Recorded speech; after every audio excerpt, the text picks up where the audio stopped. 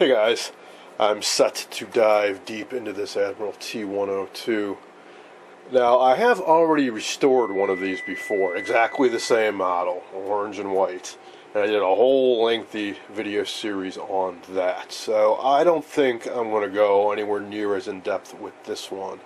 But I certainly have all the knowledge I gained from doing that set.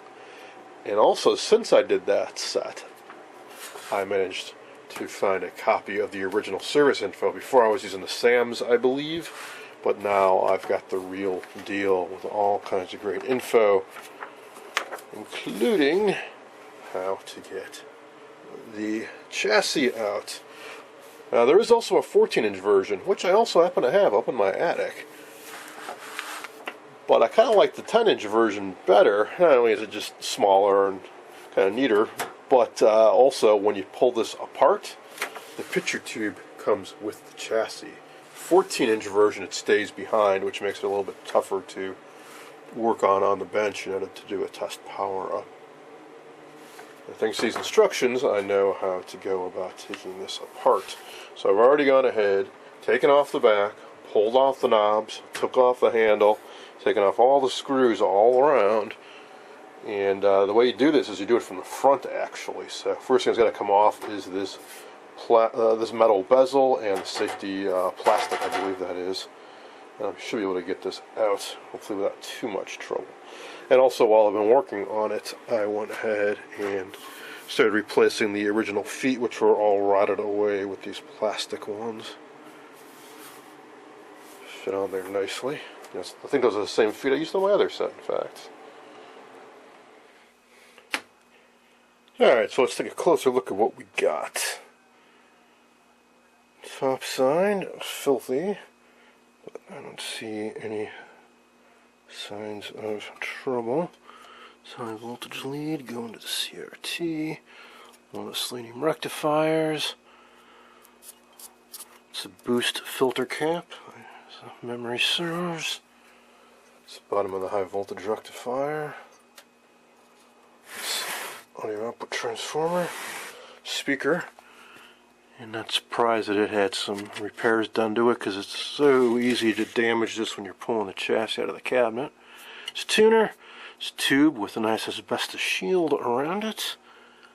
Be careful not to break off bits of that and inhale it. There's the other side. Now here's the real reason why you got to pull this chassis out. Not just to get these electrolytics, but there's a board under here with a whole bunch of caps on it that should be replaced. Real pain to get at. In fact, I think you kind of have to take the CRT out, as memory serves. I'll try to find out if I can figure out another way to get at it. Like maybe take the selenium rectifier out of the way, disconnect some wires and slide it out this way. Because as I remember, remounting this and the strap is kind of a pain. So I'd like to avoid that if possible. So it's kind of like a three-dimensional puzzle here. You got parts stuck in here every which way. And down here, big, long, silver thing down there. That's a Candome resistor filament dropper. Kicks out a lot of heat. That is used to drop quite a bit of filament voltage, because when you add all these twos, they just don't equal full line voltage. In my other set, I replaced that with a diode. I expect I'll do that with this one as well. It saves a lot of heat. And that is the component that I suspect is bad. That would be a fusible resistor.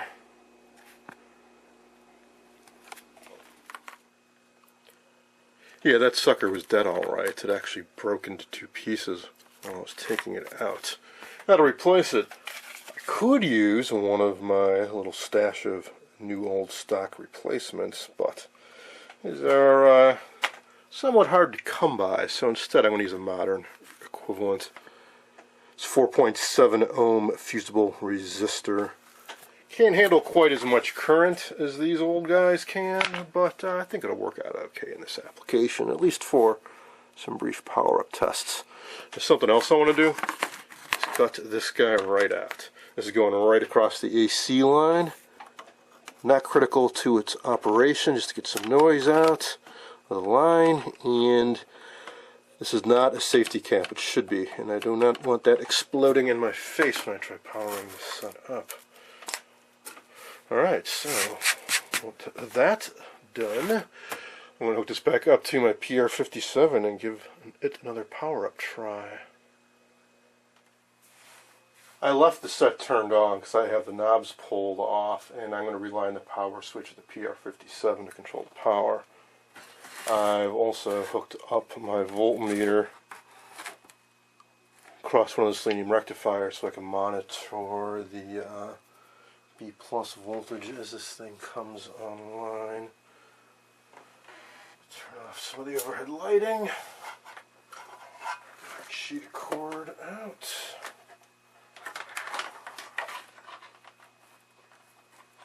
Load it in. So not only do I have the fusible resistor I just installed in here, but I've also got the fuse in the PR57.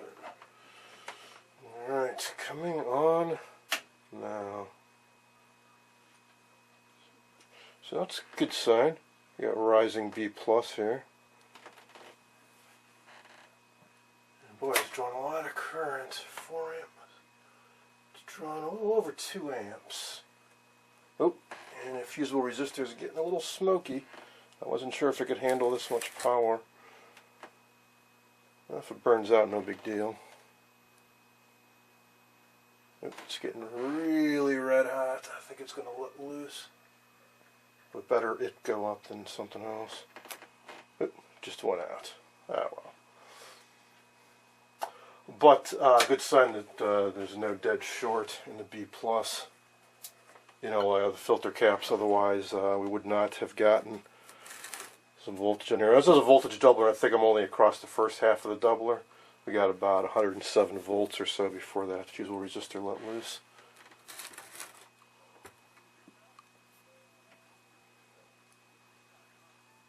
So as I said, since the PR57's got a circuit breaker built into it, I can rely on that for safety.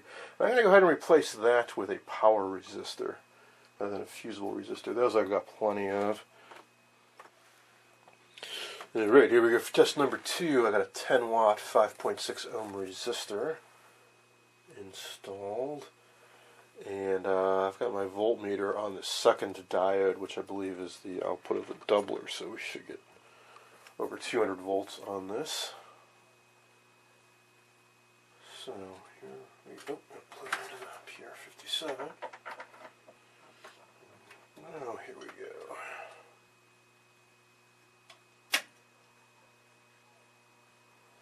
Oh no, I got it backward. I had it right the first time. I bet.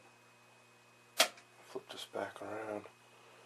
Which means there's something really dragging down the B plus. If the output of the doubler was only got to about 100 volts. Let's see what the schematic says. See, I got 112, I think.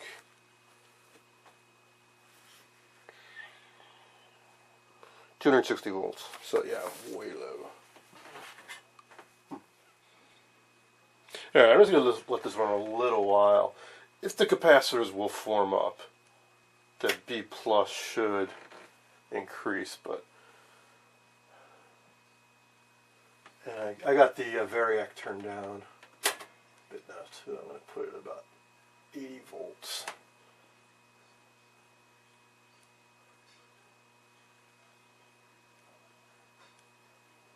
Even lower. As long as the voltage keeps climbing, that's a good sign.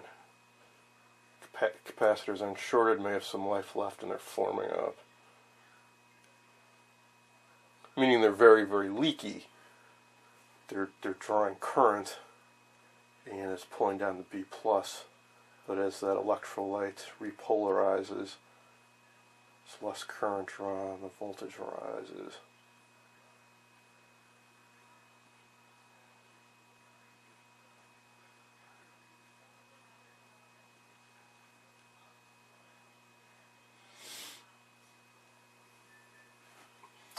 Also check the current draw on the PR57.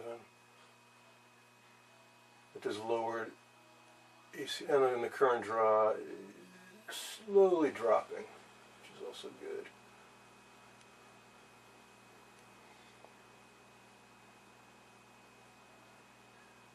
Also not a bad idea to stop periodically and feel the cans and see if they're getting warm.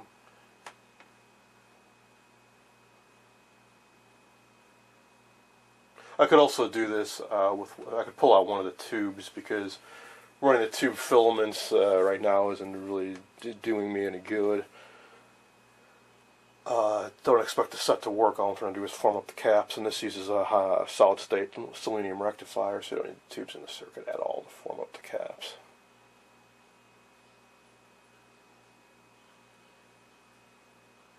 I think I'm just going to go ahead and do that, because then what I'll know is that the current being drawn is just purely by those caps. It should really drop down low. So let's see. Pull out this tube right here. It's easy to get at. Alright. No tubes in the circuit. Let's try that again. That current draws much less now. But still pretty significant, about half an amp.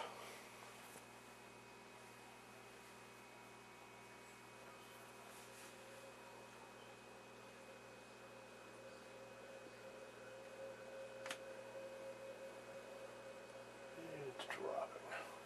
Feel those caps, see if they're warm.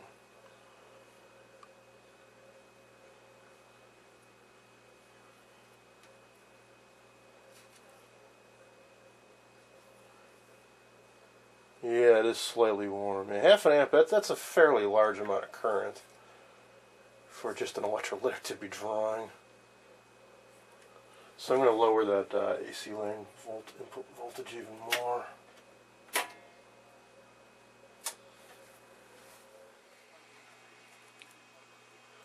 That capacitor is forming up nicely. It's been about half an hour now. I've been keeping the current down to 100 milliamps or less, and I'm up to 188 volts and climbing. While that continues to form up, I'm going to take a look at the cabinet. A quick search online refreshed my memory that rubbing alcohol or isopropyl alcohol will remove latex without damaging enamel, and it looks like I may be in luck. At least with this maroon paint. Oh yeah, and the green's coming off too. Look at that. Excellent. If it all comes off this easy, such should look really, really nice.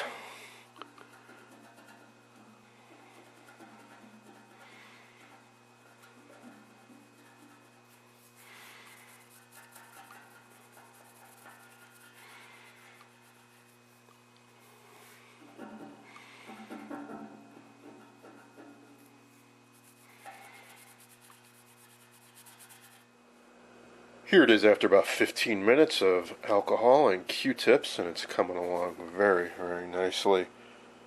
After a bit of polishing and waxing, it's going to look even better. Now, back to the chassis.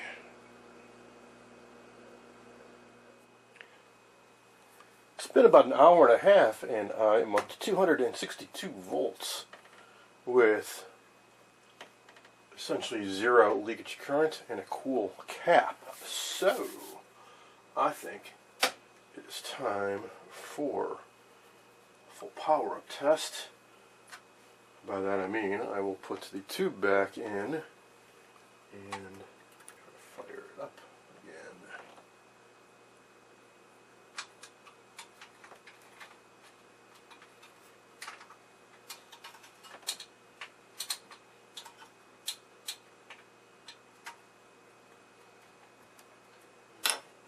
Okay, here we go. Set is on, full power.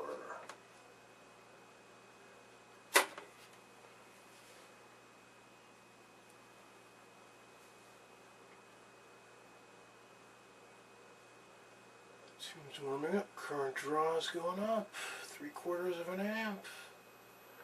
settling in at about 0.9 amps.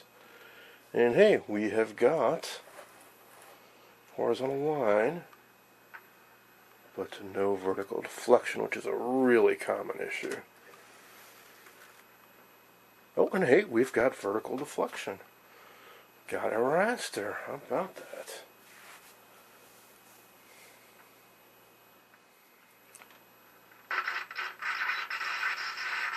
Ooh, that doesn't sound so good.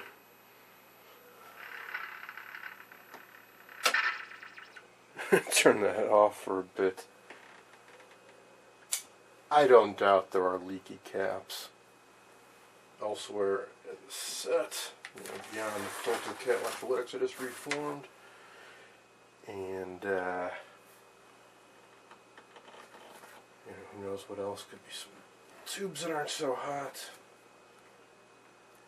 What I want to try to do now is fold up this power resistor I installed so I can flip this set down so I can get the controls on top. I want to try feeding a signal in. See if I get a picture.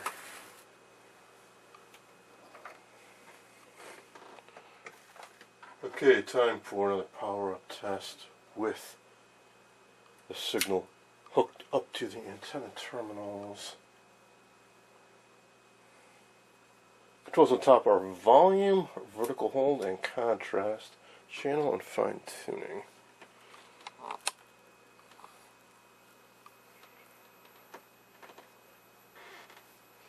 Some raster again.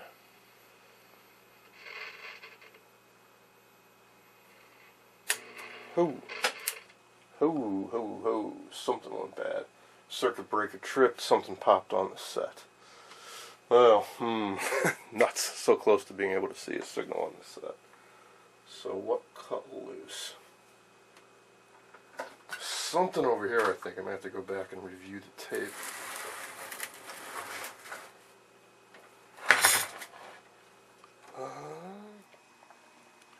Well, it didn't take too long to find the problem. It's from that resistor that I installed and then hastily bent over. It shorted directly against the side of the chassis, so you can bend that over like so and try powering it up again.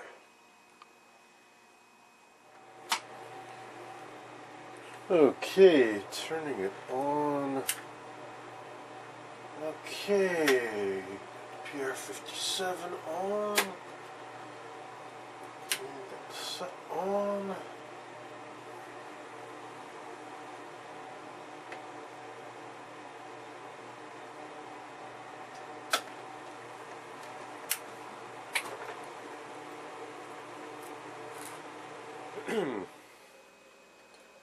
Well, it turns out that not only does the PR57 have a circuit breaker, it also has a backup fuse in the back, 4 amp slow blow, and mine is definitely blown. So I've got to replace that and hope that my PR57 is undamaged.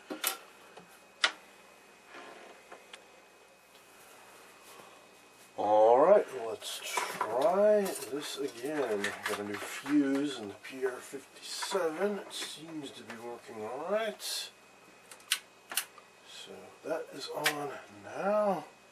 And turn the set on. Alright. Current draw.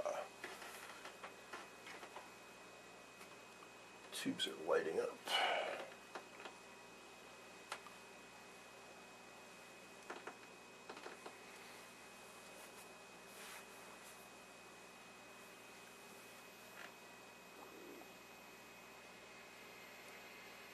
Good sound. Raster coming in.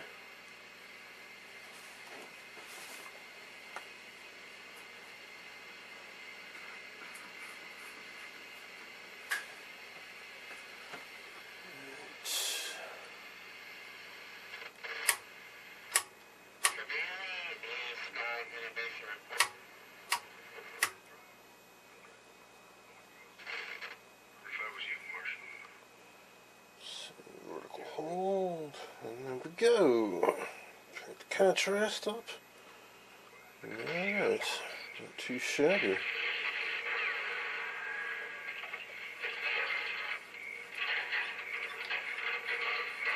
The tuning's not having much of an effect. So, hey, not too bad. So the picture's kind of out of focus.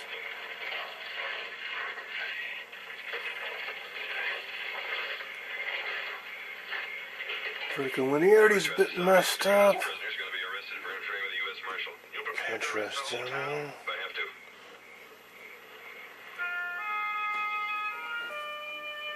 Alright, cool. So definitely a restorable set. So what I'm going to start doing is recap that board, the simple board, the one that just folds down, and I want to check all the tubes and replace any that are bad.